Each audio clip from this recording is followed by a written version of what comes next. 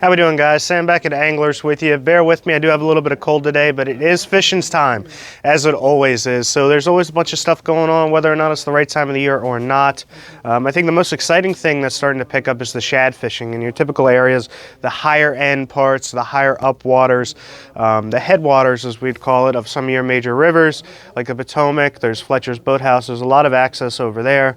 Also on the shore, some of your areas seem to be a little bit behind, as they typically are as far as the shad showing up, but surely you should start to see them in some of your common places on the shore as well.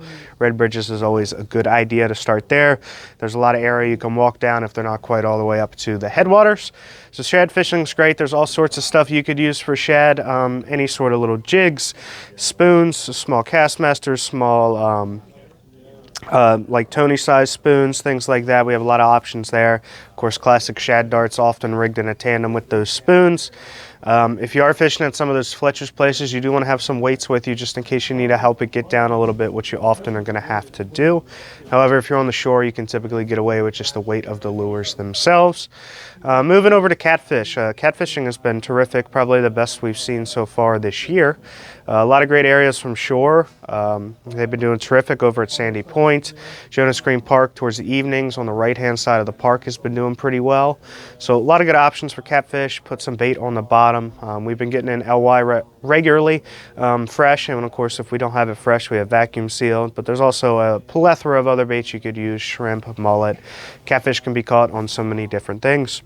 As far as the perch fishing goes, we're kind of in a weird state with the white perch because most of them have finished up on where they're spawning, and they're starting to work back down, moving in towards your traditional summer areas, but they certainly haven't reached those areas yet.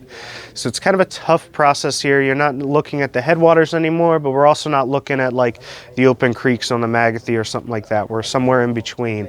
So it can be a little bit tougher to find them, but as this weather starts to warm up, we can start using more search baits like smaller spinners and stuff like that. Can be more effective than they were a month ago with the colder water. So a little bit changes there on white perch, but you can certainly still find them in your rivers. And that's probably going to be about it. I guess before we leave, we do have to talk about the unfortunate closure of the striped bass. Catch and release fishing will stop for them Monday, April 1st. So get out there if you can with the weather we have, and maybe try and get it on your last bit of the striper fishing till May. Thanks, guys.